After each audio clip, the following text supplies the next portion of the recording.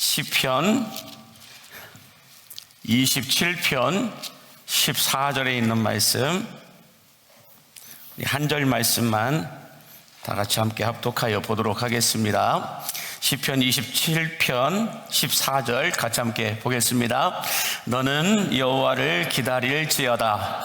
강하며 담대하며 여호와를 기다릴지어다. 아멘. 제가 한 번 더 읽겠습니다. 너는 여호와를 기다릴지어다. 강하고 담대하며 여호와를 기다릴지어다. 아멘. 하나님의 말씀입니다. 함께 따라하겠습니다. 최고의 하나님께 최선의 예배를, 최고의 하나님께 최선의 예배를, 오늘 또 최고의 하나님께 최선의 예배를 드리는 여러분들에게 말씀을 통하여 주시는 하나님의 은혜와 축복이 쏟아부어지게 되기를 예수님의 이름으로 간절히 축복합니다. 여러분, 기도보다 더 중요한 것이 있다고 한다면 뭐라고 하였나요? 다 잃어버려 주셔서 너무 감사해요. 아시는 분들이 거의 없으신 것 같은데, 우리가 기도하는 것보다 더 중요한 것이 있다고 한다면 뭐가 있을까? 그것은 순종하는 것이다 라고 말씀을 드렸습니다. 여러분, 만약에 모세가 가나안 땅에 들어가지 말라라고 하는 하나님의 말씀에 순종하지 않고 불순종했다면 어떤 일이 벌어졌다고 했나요? 모세가 이스라엘 백성들의 후손들에게 우상숭배의 대상이 되었을 것이다 라고 말씀을 드렸습니다. 뿐만 아니라 예수님께서 십자가를 지라 하시는 하나님의 말씀에 불순종하셨다고 한다면 어떻게 됐을까요? 우리에게는 구원의 은총이 없었을 것이다 라고 말씀을 드렸습니다. 또 이 나아만 장군이 요단강에 가서 목욕을 하라라고 했을 때에 그 말씀에 순종하지 않았다고 한다면 어떻게 됐을까요? 나아만 장군 본인도 나병이 치료되지 않았을 것이고 이스라엘과 아말렉이 전쟁을 치르게 되었을 것이다 라고 말씀을 드렸습니다. 그러므로 여러분, 천국에 갔을 때 이 땅에서 기도 응답 받은 것 때문에 칭찬받고 상급이 쌓이는 것보다 하나님의 말씀에 순종한 것 때문에 칭찬받고 상급이 쌓이는 것이 더 많다라는 것을 여러분 믿으시기 바랍니다. 그러므로 오늘 또 하나님께서는 기도하는 내 입술보다도 순종하는 내 손과 발을 더 귀하게 여기시고 보시는 분이시다라는 것을 알고, 오늘 또 입으로 순종하는 것이 아니라 몸으로 삶으로 순종할 수 있는 여러분들이 되시기를 주의 이름으로 간절히 축복합니다. 오늘은 그래서 하나님께서 정하신 때가 있는데 하나님께서 정하신 때를 기다리라 라고 하는 이 제목을 가지고 함께 말씀을 나누어 보려고자 합니다. 그러면 우리가 기도하고 기다려야 한다라고 주님은 말씀하고 있는데 그 이유가 무엇일까? 왜 하나님은 우리에게 기도하고 기다려야 된다라고 말씀하시는 걸까? 하나님께서 꼭 사주팔자 보는 것처럼 우리가 기도하는 대로 그때그때 바로바로 즉시 응답을 하시는 것이 아니고 하나님께서 정하신 때에 응답하시기 때문에 기도하고 기다리라 라고 말씀하고 있는 겁니다. 자, 중요한 것은 뭐냐면 하나님께서 정하신 때에 응답되는 것이 우리가 원하는 때에 응답되는 것보다 더 좋을까요? 나쁠까요? 솔직히 말씀하세요. 하나님께서 정하신, 우리가 이렇게 기도하는 이 모든 기도의 제목들을 하나님께서 정하신 때에 응답되는 것이 좋을까요? 아니면 우리가 원하는 때에 응답되는 것이 좋을까요? 왜 갑자기 또 이제 확신이 떨어지셨습니까? 이렇게 되고 계시는데, 우리들의 속마음은 그냥 내가 원하는 때 그냥 기도하면 바로 응답되었으면 좋겠고, 기도하면 즉시 이렇게 응답되었으면 좋겠는데, 그렇게 응답하시는 하나님이라면 저기 점쟁이 만드는 거예요. 하나님을 점쟁이로 만드는 것과 똑같다는 거예요. 그러나 여러분, 그렇게 응답된 것보다도 하나님께서 정하신 시간에 때 응답된 것이 더 확실하고 더 우리에게 필요하고 더 적절함을 믿으신다면 아멘 하시기 바랍니다. 그래서 성경에 보시면 이 기도하고 기다렸던 사람들의 이야기가 상당히 많이 기록되어져 있는데, 대표적으로 하나님께서 아브라함에게 아들을 주시겠다라고 75세 때에 말씀을 합니다. 그런데 응답하시고 난 다음에 봐도 그 다음 해에 아브라함이 애를 낳나요? 안 낳습니다. 100세 때 애를 낳죠. 75세 때 말씀하셨는데 100세 때까지 하나님이 기다리라 라고 말씀을 하셨죠. 또 사무엘의 어머니였던 한나에게도 아들을 주신다라고 말씀하셨지만 바로 아이가 들어선 것이 아니라 한참 후에 응답이 되었다라고 하는 것을 알 수가 있죠. 다윗 왕도 왕으로 기름 부음을 16살 때 받았지만 몇 살 때 왕이 되었나요? 30살 때 왕이 되었다라는 거예요. 그래서 그런지 성경은 여기저기에서 기다리라라고 하는 말씀들이 상당히 많이 기록되어져 있는 걸 볼 수가 있는데, 우리가 잘 알고 있는 시편 40편 1절 말씀에 보시면 이런 말씀이 있습니다. 내가 여호와를 기다리고 기다렸더니 귀를 기울이사 나의 부르짖음을 들으셨도다 라고 말씀하고 있습니다. 내가 여호와를 기다리고 기다렸다라고 말씀을 하고 있어요. 또 시편 130편 5절에도 보면은 이런 말씀 있죠. 시작. 나 곧 내 영혼은 여호와를 기다리며 나는 주의 말씀을 바라는도다 라고 말씀합니다.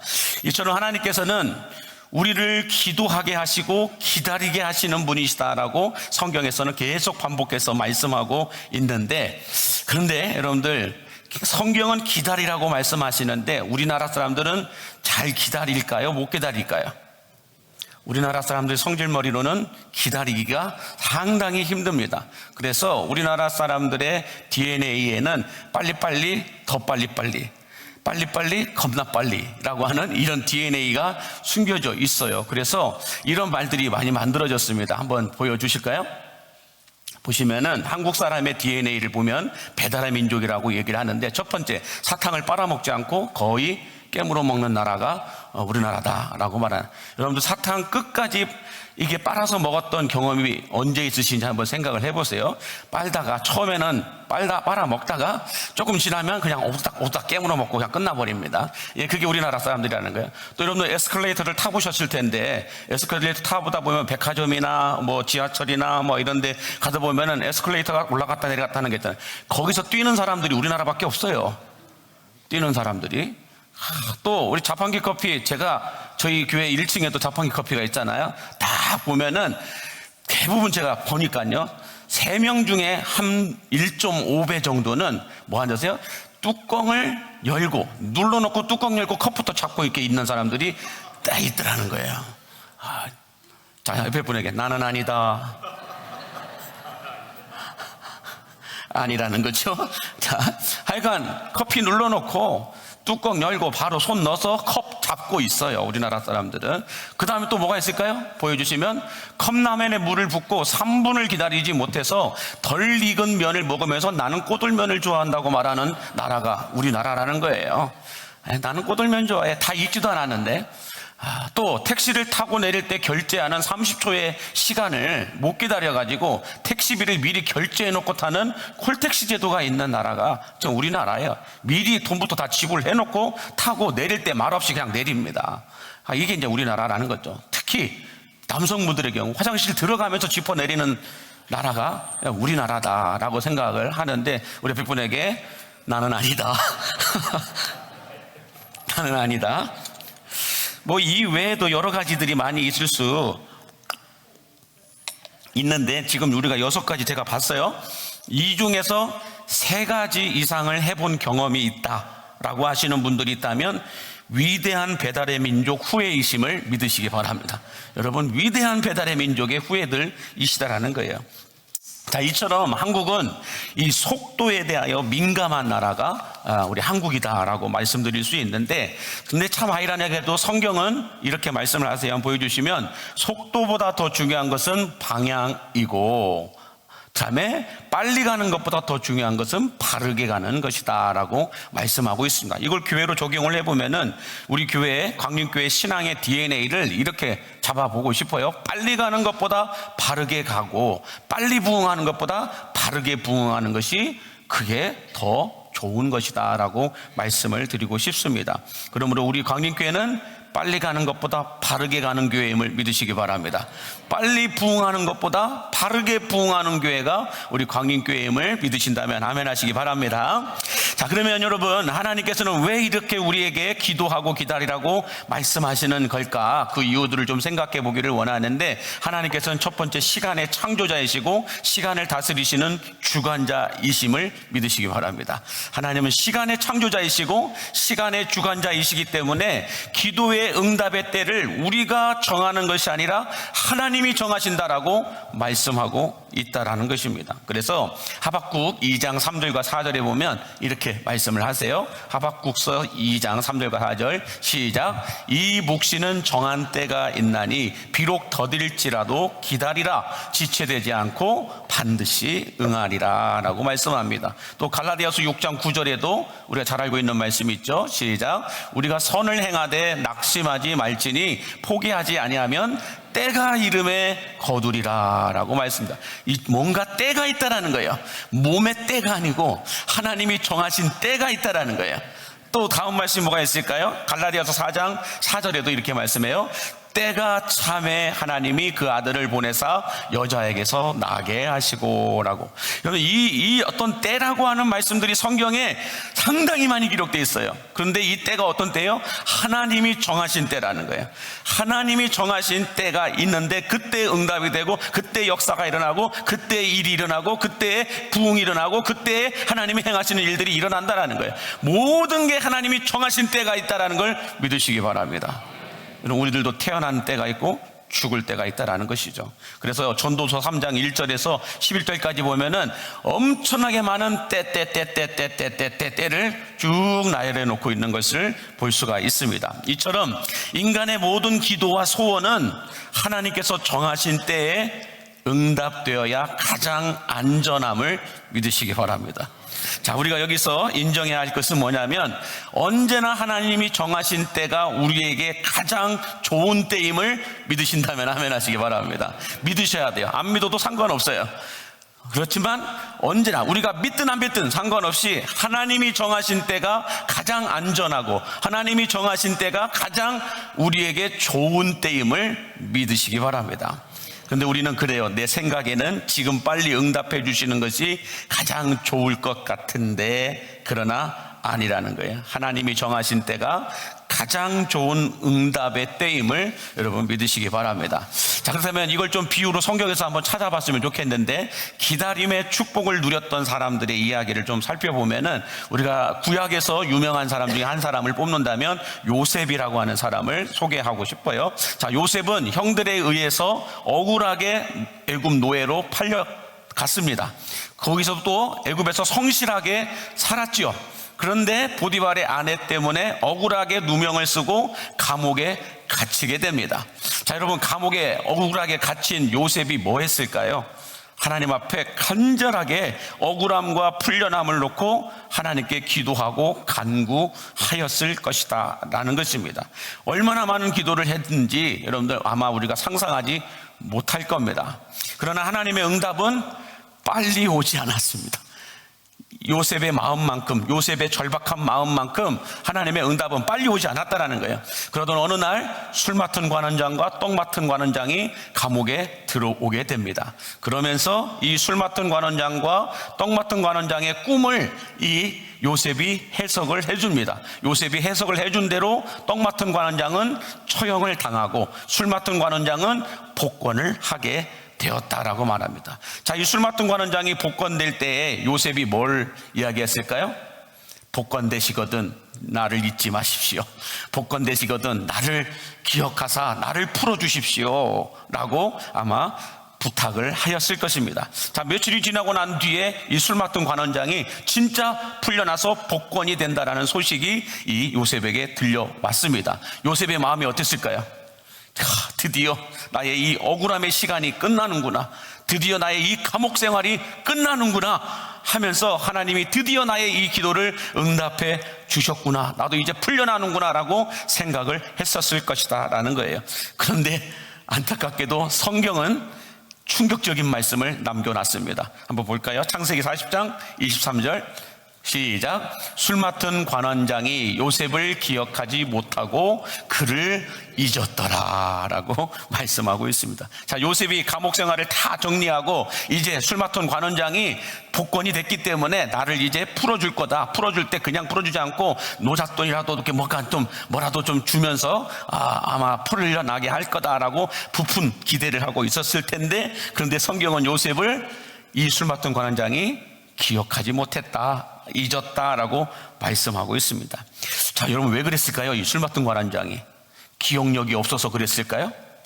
그건 아닙니다. 아직 하나님의 정하신 때가 아니었기 때문임을 믿으시기 바랍니다.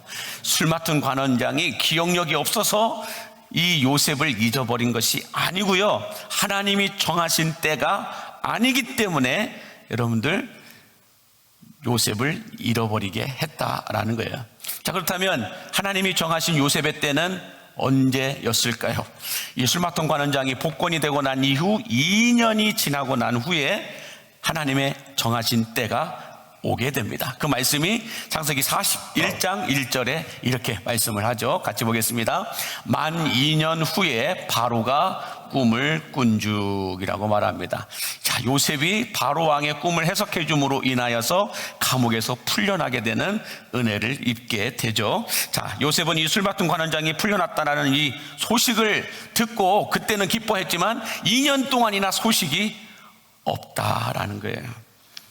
그 이유는 하나님이 정하신 때가 아니었기 때문이고, 하나님이 정하신 때는 2년이 지난 후였다라는 것입니다. 자, 그러면 여기서 여러분 우리가 좀 생각을 해봐야 될 필요가 있어요. 성경에는 없지만은 만약에 여러분 요셉이 원했던 시간에 하나님께서 응답을 해주셔서 이 술 맡은 관원장이 복권할 때에 요셉이 풀려났다고 한번 생각을 해보세요. 그러면 요셉이 어디 갔을까요? 요셉이 풀려나서 자유의 몸이 됐어요. 술 맡은 관원장이 고맙다, 너 때문에 내가 풀려난 것 같다 라고 하면서 이렇게 좀 용돈도 줬어요. 그래서 용돈도 받고 자유의 몸도 됐어요. 그래서 이제 딱 감옥에서 나왔어요. 그 다음 요셉이 어디 갔을까요? 성경이 없으니까 그냥 여러분들 자유롭게 생각해도 돼요. 어디 갔을까요? 자유의 몸이 되었는데 다시 보디발의 집으로 들어갔을까요? 그 집에 들어갈 이유가 없잖아요. 왜요? 거기 들어가면 보디발의 아내가 자기를 고발해가지고 억울하게 옥살이를 했는데 그 집에 다시 들어가겠냐고요? 안 들어갑니다. 그러면은 보디발의 집도 안 갔어요. 그러면은 애굽 땅에 요셉이 아는 집이 있을까요? 없을까요? 없어요. 보디발의 집에 노예로만 있다가 억울하게 감옥에 갇혔기 때문에, 그래서 감옥에서 나왔을 때 애굽에 아는 사람이 하나도 없어요. 그러면 애굽에서 갈 때는 있다 없다? 없다라는 거예요. 그럼 요셉이 갈 만한 곳은 어디였을까요? 자기를 사랑하는 아버지, 자기를 사랑하는 아버지가 있는 그곳으로 돌아가게 되겠죠. 그래서 아버지가 있는 집으로 갔다고 한번 쳐봐요. 근데 여러분 거기 누가 있어요? 요셉의 형들이 있는 거예요. 요셉의 형들이 어떤 사람들이에요? 인신매매들이에요. 인신매매범들. 이 동생 요셉을 보쌈해가지고 애굽에 팔아먹었던 사람이에요. 인신매매범들이잖아요. 그런데 이 요셉이 자유의 몸이 되어가지고 아버지 집으로 온다라는 소식을 들었을 때 여러분 요셉의 형들이 어땠을까요? 자기 아버지에게는 뭐라고 거짓말을 쳤어요?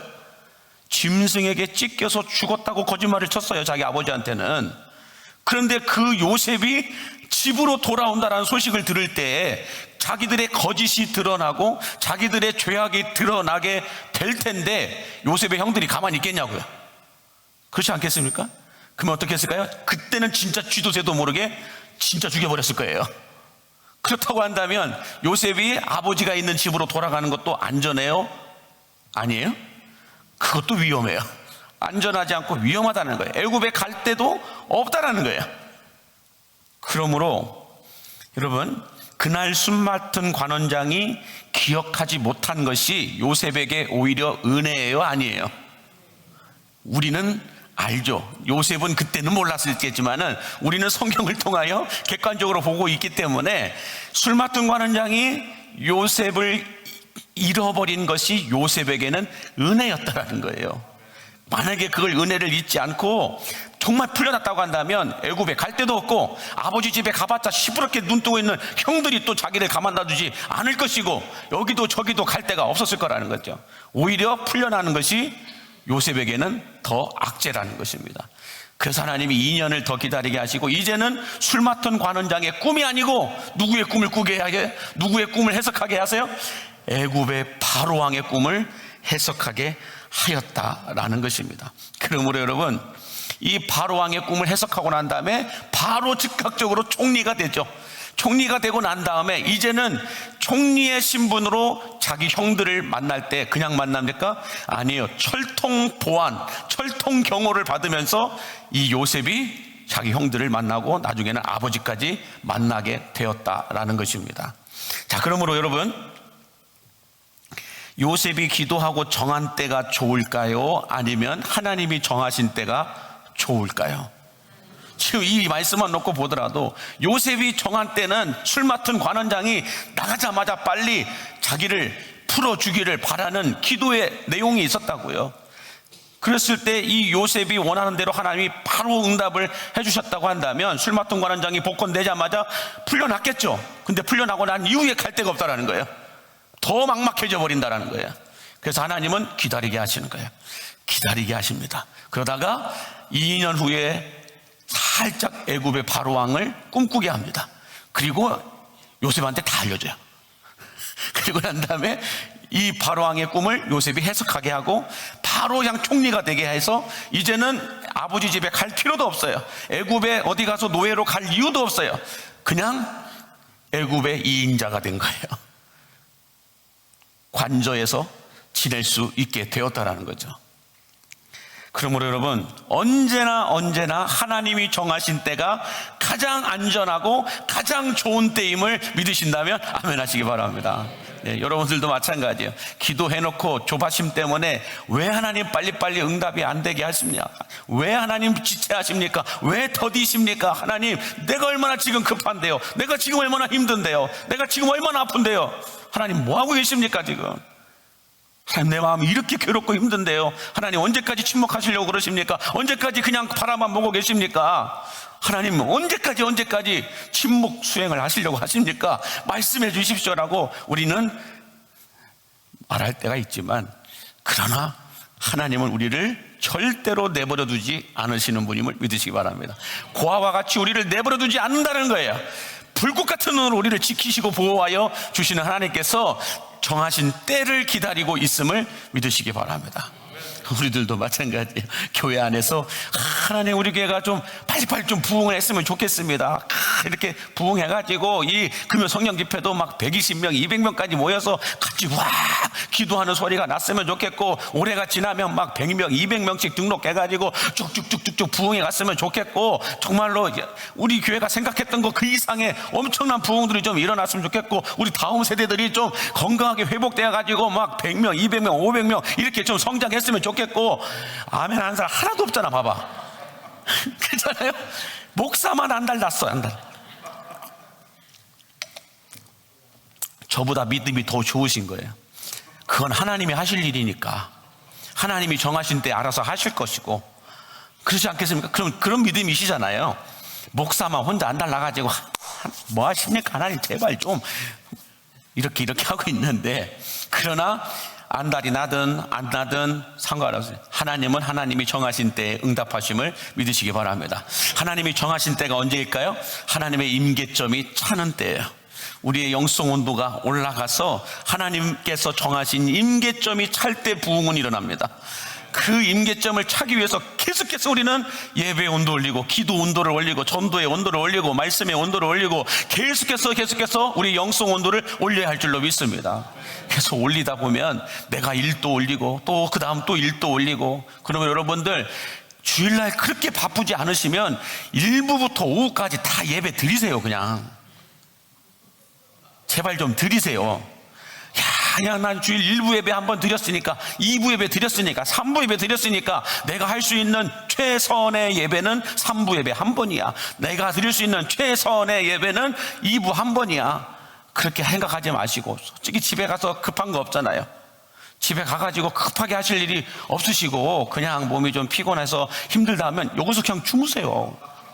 여기서 그냥 주무세요. 저 위층에다가 여기 뭐 담요라도 깔아드릴 테니까 위에서 주무시면서라도 예배를 드려주세요.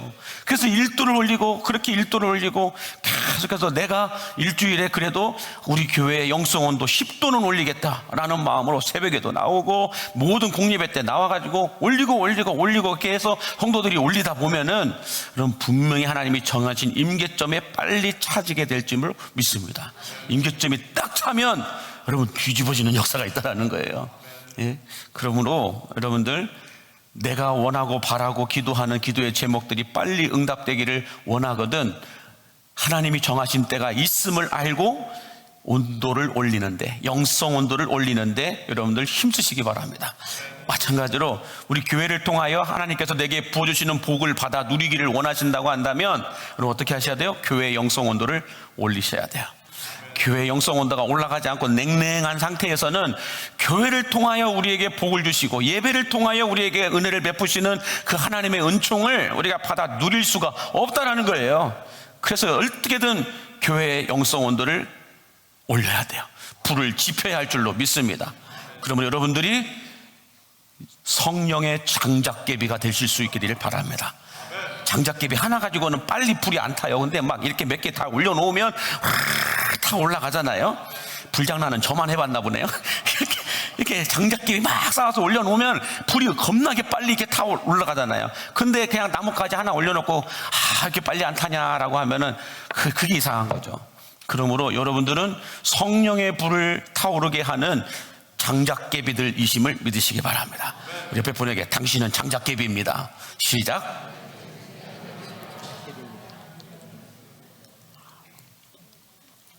한 가지 조심해야 되겠어요. 젖은 장작개비는 불 안 타요. 마른 장작개비가 되어야 할 줄로 믿습니다. 그래서 간절함으로, 절박함으로, 목마름으로, 갈망함으로 우리가 하나님을 예배하고 주 앞에 나와야 할 줄로 믿습니다. 자, 구약 성경에도 비유를 들었다면 신약 성경에도 대표적인 인물이 있어요. 신약 성경에도 기다리고 기다렸다가 복을 받은 사람이 있는데, 우리가 사도행전 3장에 가서 보면 성전 미문에 앉았던 청년 한 명을 소개하고 있습니다. 이 사람은 날 때부터 안진뱅이였고 40살이 될 때까지 안진뱅이였다라고 말씀합니다. 성전 미문에 앉았던 안진뱅이, 다 기억하고 계시죠? 베드로와 요한이 나사렛 예수의 이름으로 일으켜 세웠던 그 성전 미문에 앉았던 그 안진뱅이가 기다림의 축복을 받았던 사람이다라고 말씀하는데, 우리 사도행전 3장 2절과 3절 같이 함께 보겠습니다. 시작. 나면서 못 걷게 된 이를 사람들이 메고 오니 이는 성전에 들어가는 사람들에게 구걸하기 위하여 날마다 미문이라는 성전 문에 두는 자라. 그가 베드로와 요한이 성전에 들어가려 함을 보고 구걸하거늘. 자, 여기 보세요. 날 때부터 이 안진뱅이였던 사람이 날마다 성전 미문이라고 하는 곳이 있는데, 성전은 안에 있고 성전 안에 들어가기 위해서 뜰 안에 들어가는 문을 미문이라고 얘기하는데, 하여간 이 미문에서 항상 앉았던 사람이 있었어요. 이 청년이 여러분들 소원하고 바라는 기도의 제목이 있었다면 뭐가 있었을까요? 이 성전 미문에 앉았던 사람, 두 가지로 얘기할 수 있는데 한번 보여주실까요? 첫 번째는 자신도 남들처럼 일어나 걸어보는 것, 소원이었을까요? 아니었을까요? 분명히 소원이었을 거예요. 두 번째, 자신도 남들처럼 성전에 들어가서 예배 드리는 것, 이게 소원이었다라는 거예요. 이것을 증명해주는 말씀이 사도행전 3장 8절에 나와 있어요. 같이 함께 보겠습니다. 뛰어 서서 걸으며 그들과 함께 성전으로 들어가면서 걷기도 하고 뛰기도 하며 하나님을 찬송하였다. 자, 보세요. 안진뱅이가 일어나는 병고침을 받고 나자 제일 먼저 했던 행동이 뭐라고 얘기해요? 뛰어 서서 걸었다라고 말하고 있어요. 걷기를 원했어요. 이 사람은 걷기를 원했고, 또 걷고 나자 그 다음 행동이 뭐예요? 성전으로 들어갔다라고 말하고 있어요. 미문에만 앉아있었던 사람이었는데 성전으로 들어가서 하나님을 찬송하며 예배하였다라고 말씀하고 있어요. 그러니 이 성전 미문에서 40년 동안 앉아있었던 이 사람이 소원하고 바라였던 기도의 제목 그 뭐였어요? 남들처럼 걷기를 원했고 성전에 자신도 한번 들어가 봐서 예배드리고 싶은 마음이 이 안진뱅이의 소원이었다라고 말씀하고 있습니다. 자, 그런데 여러분 여기서 우리가 좀 생각해 봐야 될 것이 있어요. 여기서 중요한 겁니다. 이런 평생의 소원을 가지고 있었던 안진뱅이에게 베드로와 요한을 통해서 이 사람이 안진뱅이에서 일어나 걷게 되는 병고침을 받았는데, 이 베드로와 요한 이전에 이 안진뱅이가 일어날 수 있었던 기회가 있었다라는 거예요. 이게 놀라운 비밀입니다. 이 안진뱅이에게 베드로와 요한 말고 성전 미문에 앉아 있었다가 병고침을 받을 수 있었던 기회가 있었다라는 거예요. 그 기회가 무엇이었는지 한번 생각을 해보면, 그때가 언제냐면 예수님께서 성전을 방문하셔서 병든 자들을 고쳐주시던 때가 있었습니다. 우리 마태복음 21장 14절 말씀 같이 함께 보겠습니다. 시작. 맹인과 저는 자들이 성전에서 예수께 나아오매 고쳐주시니 라고 말씀합니다. 자, 중요한 거예요 여러분. 맹인과 저는 자들이 성전에서 예수께 나아오매 고쳐주셨다. 성전에 나아온, 성전 안에서 예수님이 병을 다 고쳐주시는 이런 사역들을 하셨다라는 거예요. 자, 그렇다고 한다면 여러분, 놀라운 건 뭐냐면 예수님께서 성전에서 병든 자들을 고쳐주시던 바로 그때에 안진뱅이가 성전 미문 앞에 앉아 있었을까요? 안 앉아 있었을까요? 아이고 답답해요. 여러분들, 우리가 뭐 침묵한다고 해서 그냥 지나갈 수 있는 게 아니에요. 말씀을 하셔야 설교가 진도가 나가고 설교가 끝나야 예배가 끝나요. 그렇기 때문에 말씀 틀려도 좋으니까 말씀하셔야 됩니다. 자, 예수님이 성전에 들어가셔서 여러분 병든 자들을 고치실 때 안진뱅이가 태어나서 40년 동안 성전 미문 앞에 있었어요. 예수님 33살에 돌아가셨어요. 그렇다고 한다면 예수님이 성전에 들어가셔서 병든 자들을 고치실 때는 공생애 사역할 때 딱 3년이에요. 공생애 사역하실 때 성전에 들어가셨을 때가 예루살렘 성에 나귀 타고 또록또록 들어가셔가지고 거기에서 병든 자들을 고치셨어요. 그때 안진뱅이가 성전 미문 앞에 앉아 있었을까요? 안 앉아 있었을까요? 앉아 있었어요. 그때도 앉아 있었어요. 왜요? 날마다 미문 앞에 갖다 두는 자라고 얘기하고 있어요. 빠진 적이 없어요. 날마다 성전 미문 앞에 갖다가 두는 자였다라고 말씀한다고 한다면 예수님이 성전에서 병든 자들을 고치실 때 이 안진뱅이도 성전 미문 앞에 앉아 있었다라는 거예요. 그렇다면 예수님이 성전에서 병든 자들을 고치신다라는 이 소식을 안진뱅이가 들었을까요? 못 들었을까요? 들었어요. 자, 그랬을 때 이 안진뱅이도 드디어 기회가 왔다. 드디어 나도 응답될 때가 왔다. 예수님이 성전 나가실 때 나를 보시고 고쳐 주시겠지. 엄청난 기대를 가지고 있었을 거예요. 똑같아요. 요셉처럼 똑같은 기대를 갖고 있었어요. 이 성전 미문 앞에 안진뱅이도 예수님이 지나가기만을 기다리고 있었다는 것이죠. 그런데 예수님이 안진뱅이를 만나줬을까요? 안 만나줬을까요? 성경에 내용이 없는 것 보니까 그냥 지나가셨어요. 뒷문으로 나가셨는지 앞문으로 나가셨는지 그건 알 수는 없지만 예수님이 성전 미문 앞에 앉아있는 안진뱅이를 안 만나주고 그냥 지나갔다라는 거예요. 그럼 이 미문 앞에 앉아있는 안진뱅이가 얼마나 좌절감에 빠졌을까요? 다른 사람은 다 고쳐주는데 왜 나는 안 고쳐주는 거야? 나는 40년이나 여기에 앉아 있었었는데 저 사람들은 기껏해야 얼마 되지 않은 사람들인데, 기껏해야 다리 저는 사람들, 그래도 다리 저는 사람들은 조금 절면서라도 성전에 들어갔으니까 고쳐줬을 거 아니냐는 거죠. 나는 들어가고 싶어도 못 들어가는 사람이었는데 내가 더 심각하면 심각한 사람인데 왜 나는 그냥 안 고쳐주고 그냥 지나가셨냐는 거예요. 이 안진뱅이가 얼마나 서운해하고 억울해하고 서러워하고 예수님을 향하여 오해했을까요? 자, 그런데 놀라운 사실은 그 다음에 있습니다. 예수님께서 이 안진뱅이를 만나주지 않고 그냥 지나가신 이유가 뭘까요? 오늘 설교 제목이라니까요. 하나님이 정하신 때가 있어요. 이 안진뱅이를 일으키시는 정하신 때가 아직 안 됐기 때문에 예수님 그냥 지나가신 거예요. 근데 중요한 건 말씀드리는 거 똑같아요. 안진뱅이가 원하는 그때에 응답되는 게 좋을까요? 하나님이 정하신 때에 응답되는 게 좋을까요? 하나님이 정하신 때에 응답되어지는 게 언제나 변함없이 여전히 좋음을 믿으시기 바랍니다. 우리들도 마찬가지예요. 하나님, 내가 이렇게 억울한데, 내가 이렇게 힘든데 왜 나를 그냥 내버려 두십니까? 응답하시지 않고 나를 왜 그렇게 내버려 두십니까? 여러분, 저도 얼마나 많이 기도하고 있는 게 있는지 몰라요. 하나님, 저 원래 이렇게 까맣지 않았습니다. 얼굴 뽀얀 얼굴이었는데 왜 이렇게 점점점 까매지는지, 왜 이런지 모르겠습니다. 하나님, 내가 원래 이렇게 배불뚝이가 아니었습니다. 이 요스러운 뒤로 이 배가 왜 갑작스럽게 이렇게 나오고 있는지 알 수가 없습니다. 이 배가 나오게 하신 분들이 시퍼렇게 살아 있습니다. 여기는 정장로님 거, 여기는 누구 거, 여기는 누구 거, 막 그분들로 인해서 이렇게 배가 나오고 있습니다. 이 배를 어떻게 하면 들어가게 할 수 있을까요? 하나님이 정하신 때가 있다라는 거야.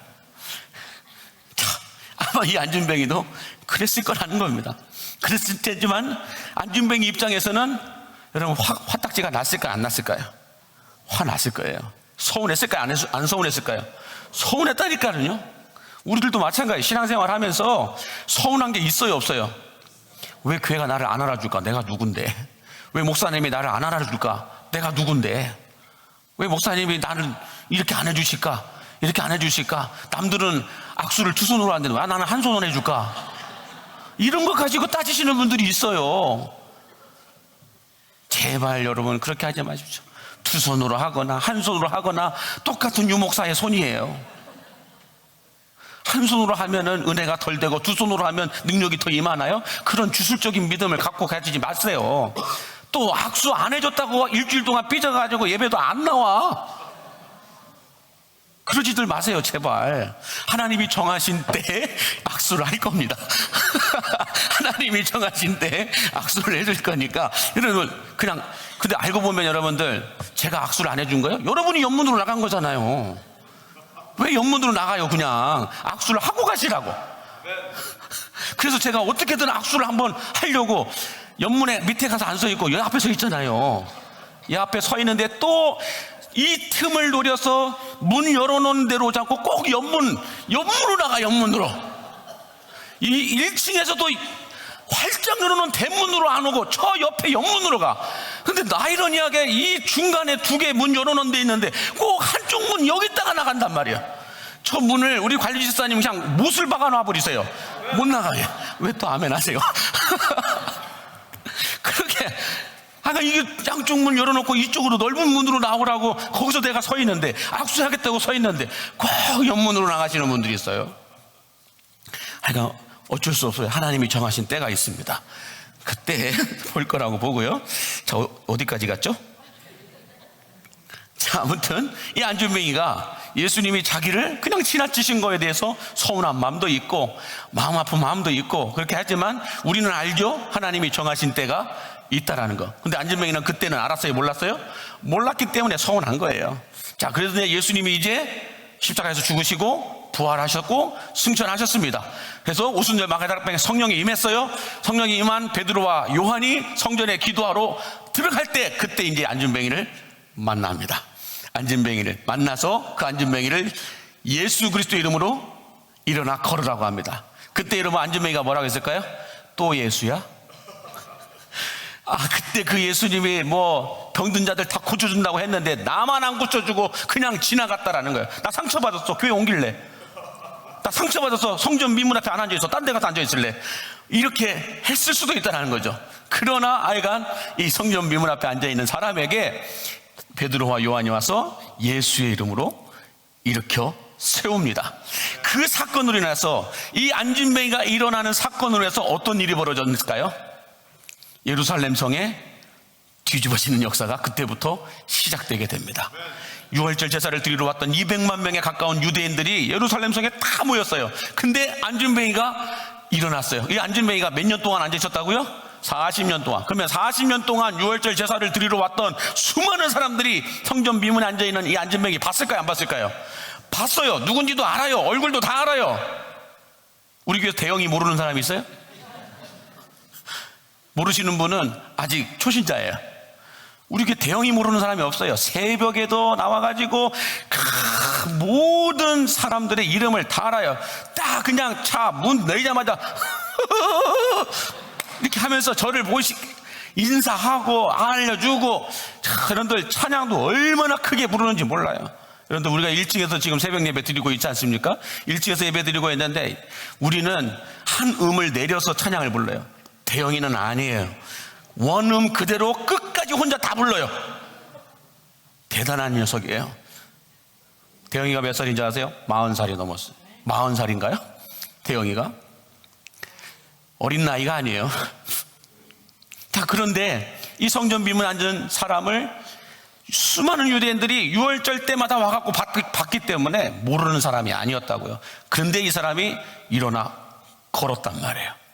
그러자 이 어찌된 일인지 성전 비문에 앉아있는 이 안전뱅이에 와서 이야기를 했을 것이고, 안전뱅이가 저 베드로와 요한이 나를 걷게 하였다라고 말을 했을 것이고, 그래서 수많은 사람들이 베드로와 요한을 만나러 와가지고 어떻게 이런 일을 행할 수 있었느냐라고 하면서 이 베드로와 요한이 말씀을 전합니다. 말씀을 전하고 나니까 그날에 믿은 사람의 수가 몇 명이었을까요? 사도행전 4장 4절 같이 함께 보겠습니다. 시작. 사도행전 4장 4절 시작. 말씀을 들은 사람 중에 믿는 자가 많으니 남자의 수가 5천이나 되었더라. 할렐루야. 예. 예수님께서 여러분 성전을 방문하셨을 때 이 안진뱅이를 고쳐주셨다고 한다면 여러분 어떤 상황일까요? 이 안진뱅이는 예수님이 성전 안에서 병을 고쳐주셨던 수많은 사람들 가운데 그냥 한 사람이에요. 잘 보세요. 예수님이 성전 비문에 앉아있는 그 안진뱅이를 성전에서 예수님이 병든 자들을 고쳐주실 때 수많은 사람들을 고쳐줬다고 말씀해요. 근데 그때 안진뱅이를 그냥 고쳐주셨다고 한다면 그 병 고침을 받은 수많은 사람 중에 그냥 한 명이라고요. 전혀 영향력이 없어요. 그냥 감사할 뿐이에요. 그런데 예수님이 부활 승천하시고 없어요. 이제는 제자들이 성령 받고 난 다음에 안진뱅이를 일으켜 세웁니다. 근데 이렇게 세운 사람이 혼자 일어났어요. 병 고침을 받은 사람이 혼자밖에 없어요. 근데 예수님도 아니고 예수님의 제자들이 일으켜 세웠단 말이죠. 그걸 놓고 봤을 때에 수많은 유월절 제사를 드려왔던 200만 명이나 되는 유대인들이 그걸 보면서 놀랐다는 거예요. 그리고 예수님이 병 고침을 받게 하였을 때에 유대인들이 5천 명이나 예수를 믿었다는 말씀 없어요. 잘 보세요. 복음서에는 3천 명이 하루에 회개하고 돌아왔다, 5천 명이 주께로 돌아와 예수를 믿었다, 이런 말씀 없어요. 예수님이 그렇게 병을 고쳤음에도 불구하고, 성전에서 그렇게 많은 사람들을 고쳤음에도 불구하고 예수 믿었다라는 사람들 기록이 없어요. 몇 명이 믿었는지 알 수가 없는 거예요. 그런데 오순절 마가다락방에 성령 사건이 있고 난 이후에는 분명하게 인원을 딱 정해놔요. 3천 명이 하루에 회개하고 돌아왔다. 5천 명이 남자의 수가 5천 명이 주께로 더하더라. 이 말씀을 하고 있어요. 그러므로 여러분 잘 보세요. 예수님이 그 안진뱅이를 그냥 지나쳤던 이유는 첫 번째는 하나님의 정하신 때가 아니었기 때문에, 두 번째는 저 안진뱅이로 인하여서 5천 명의 남자가 회개하고 주께로 돌아올 걸 예수님은 보셨기 때문에 그 때가 정하신 때라는 거예요. 이 놀라운 비밀입니다. 그래서 저도 그냥 이걸 말씀을 묵상하면서 이런 생각을 하는 거예요. 하나님이 정하신 임계점의 때가 찼을 때에, 여러분 광림교회 안에 임계점이 찼을 때에 하나님이 우리 광림교회로 보내주실 영혼들은 수많은 영혼들이라는 것이에요. 놀라운 비밀이에요. 뿐만 아니라 여러분들의 임계점이 찼을 때에 하나님이 부어주시는 복은 병든 자가 고침을 받는 거예요. 회복이 일어나는 거예요. 치유가 일어나는 거예요. 막혔던 것들이 뚫어지고 풀어지는 거예요. 이게 임계점이 찼을 때 일어나는 현상이라는 것입니다. 그러므로 하나님이 정하신 그 때를 우리는 임계점이라고 얘기해요.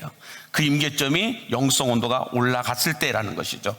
그게 개인의 영성 온도이든 교회 전체의 영성 온도이든 영성 온도가 찼을 때에 그 이후에 이런 일이 일어난다라는 거예요. 그래서 하나님이 정하신 때에 안진뱅이가 일어나게 됐고, 안진뱅이가 일어서서 뛰면서 본인이 소원했던 것들을 다 이루었다라는 거죠. 성전에 들어가서 예배도 합니다. 근데 그것만 있었던 게 아니죠. 5,000명이나 되는 남자들이 주께로 돌아오는 부흥을 보게 되었다라는 것입니다. 오늘날 이 시대에도 하나님의 일하시는 역사와 방법은 여러분 똑같습니다.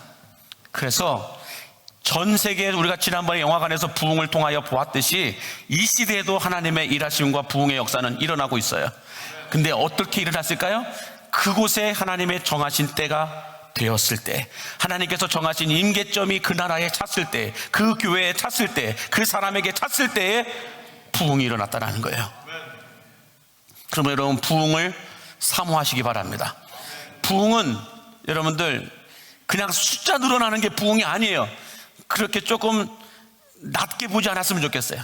부흥은 내 안에 변화가 일어나는 거예요. 내 안에 생각의 변화가 일어나고 내 몸의 변화가 일어나는 거예요. 내 몸의 변화가 일어날 때는 치유와 회복과 치료가 일어나는 거예요. 말도 안 되는 병이 고쳐지게 된다는 거예요. 그게 부흥이에요, 여러분. 뿐만 아니라 우리 삶에 어그러져 있던 것들, 우리 삶에 쪼그라져 있던 것들, 우리 삶에 없었던 것들이 채워지기 시작하는 겁니다. 비움이 아니라 채움의 역사가 일어나게 되는 거죠. 이게 부흥이라는 거예요. 그러므로 여러분들 부흥을 사모하시고 부흥을 향한 욕심을 가지실 수 있게 되기를 바랍니다. 그냥 일어나면 일어나고 말면 마는 거지, 뭐 내 인생 그냥 이렇게 살아왔으니까 그냥 이렇게 살다가 주님 부르시면 죽으면 되지. 여러분, 그렇게 우리가 너무나도 약하게 살지 않았으면 좋겠어요. 주님이 부르실 때가 언제인지는 아무도 모르지만 그때까지는 우리가 부흥을 사모하면서 열정적으로 역동적으로 우리가 살아가야 되지 않겠냐는 거예요. 그렇게 부흥을 사모하면서 기도하고 부흥을 사모하면서 헌신하고 봉사하고 수고할 때에 여러분 우리 안에 변화가 일어나게 됨을 믿으시기 바랍니다. 그래서 이런 사실을 이사야 선지자는 여러분들 이사야서 55장 8절과 9절에서 이런 말씀을 기록해 놓고 있어요. 한번 보실까요? 이는 내 생각이 너희의 생각과 다르며 내 길은 너희의 길과 다름이니라. 여호와의 말씀이니라. 이는 하늘이 땅보다 높음같이 내 길은 너희의 길보다 높으며 내 생각은 너희의 생각보다 높음이니라. 아멘. 이런 지금 당장 나의 기도가 응답되지 않는다고 해서 답답해하지도 마시고 먹먹해하지도 마시기 바랍니다. 왜 남의 기도는 즉각 응답해 주시는 것 같은데 왜 나의 기도는 이렇게 더디게 하시는지 몰라서 불평하거나 원망하지 마시기 바랍니다. 내가 몰랐을 뿐이지 응답되고 있는 그 사람들은 오랜 시간 동안 영성 온도를 쌓았던 사람들이에요. 새벽에도 나와서 금요일에도 나와서 시간대마다 나와서 자신의 영성 온도를 쌓았던 그 사람들은 하나님께서 정하신 때에 응답이 되어지고 있는 것 뿐이에요. 내가 보기에는 나는 기도 응답이 안 되는데 저 사람들은 그냥 기도 안 하는 것 같은데 그냥 바로바로 응답이 되는 것 같아서 괜히 마음이 불편하신 분들 그렇게 생각하지 마시라는 거예요. 그분들은 내가 보지 못했던 그 시간에 하나님 앞에 와서 얼마나 엎드려 눈물로 기도했던 시간이 많았는지 모른다라는 거예요. 그런 기도의 시간이 있었기 때문에 그런 응답이 있는 겁니다. 그러므로 여러분 기억하세요. 나보다 나를 더 잘 알고 계시고 내 생각보다 높으신 하나님께서 정하신 때가 있음을 믿으시기 바랍니다. 하나님께서 정하신 그 응답의 때를 기다리면 이 모든 것들을 하나님은 아름답게 변화시켜 주심을 믿으시기 바랍니다. 기다리면서 기도하고 기다리다 보면은 하나님이 정하신 때에 응답되어지는 그 응답은 우리가 상상했던 것보다 더 아름답다라는 거예요. 그 말씀을 전도서 3장 11절에서 이렇게 말씀을 하고 있죠. 전도서 3장 11절 시작 한번 보여주세요. 전도서 3장 11절 말씀 안 뜨나요? 시작. 하나님이 모든 것을 지으시되 때를 따라 아름답게 하셨고. 여러분 전도서 3장 1절에서 11절까지 이 때라고 하는 비유를 28번 사용하고 있습니다. 28번 이런 때가 있고 저런 때가 있고 이런 때가 있고 그런 때가 있고 계속해서 때가 있고 때가 있고 때가 있다. 28번의 때를 말씀하고 계시는데 이 28번의 때를 하나님이 정하신 그 때를 하나님이 응답하실 때는 어떻게 하시겠다는 거예요? 아름답게 하신다라고 말씀합니다. 아름답게 하신다는 거예요. 그러므로 여러분 우리가 찬송가 623장에 보면 복음성가였다가 찬송가로 삽입이 된 게 있어요. 주님의 시간에, in his time이라고 하는 주님의 시간에라고 하는 찬송이 있습니다. 그 찬송에 찬송가를 옮겨질 때 좀 가사가 바뀌었어요. 근데 원래 복음성가 가사를 보시면 이렇게 말씀하고 있어요. 1절 한번 보여주실까요? 자, 주님의 시간에 주의 뜻 이루어지리 기다려. 하루하루 살 동안 주님 인도하시리 그 뜻 이룰 때까지 기다리라고 말합니다. 2절이 더 기가 막혀요. 기다려. 그때를 주의 뜻 이루어지길 기다려. 주의 뜻 이루어질 때 우리들의 모든 것 아름답게 변하게 될 거라고 말씀합니다. 이 찬양의 가사가 전도서 3장에 있는 말씀을 가지고 여러분들 지은 곡이에요. 자, 그러므로 하나님이 정하신 때는 언제나 아름답게 변하게 됨을 믿으시기 바랍니다. 네? 그래서 우리들이 원하는 때가 아니라 하나님께서 원하시고 정하신 그때에 주님의 뜻이 이루어질 때에 우리들이 생각했던 것 그 이상의 아름다운 모습으로 변하게 됨을 여러분 믿으신다면 아멘 하시기 바랍니다. 그러므로 하나님께서는 우리에게 때를 정하실 뿐만 아니라 그 때를 가장 아름답게 바꾸어 주시는 분이심을 여러분 믿으시기 바랍니다. 그래서 오늘 본문 시편 27편 14절은 우리에게 이렇게 말씀하고 있어요. 같이 볼까요? 시작. 너는 여호와를 기다릴지어다. 강하고 담대하며 여호와를 기다릴지어다. 할렐루야. 하나님께서 정하신 때가 가장 좋은 때, 가장 아름다운 때임을 믿고 기다리라 라고 말씀하고 있습니다. 그러면 여러분, 하나님께서 정하신 때가 아니라 내가 원하는 때에 움직이게 되면 어떻게 될까요?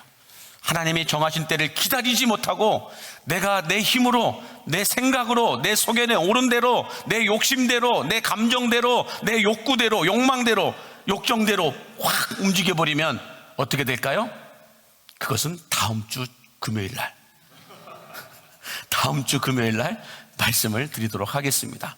자, 찬양팀 나와주시기 바라고요. 여러분, 오늘 우리 주님은 우리에게 기도하고 기다리라고 말씀합니다. 기다리라고 하시는 이유는 우리들의 생각보다 높으신 하나님께서 정하신 때가 있기 때문이다라고 말씀하고 있어요. 근데 그 정하신 때는 여러분들 언제나 우리가 생각했던 것보다 더 좋은 때요, 가장 아름다운 때임을 여러분 믿으시기 바랍니다. 그러므로 오늘 밤에도 우리가 기도할 때 주님의 시간을 기다리며 기도하고 모든 것을 아름답게 바꾸어 주실 하나님을 기대하며 기도할 수 있는 여러분들이 되시기를 예수님의 이름으로 간절히 축복합니다.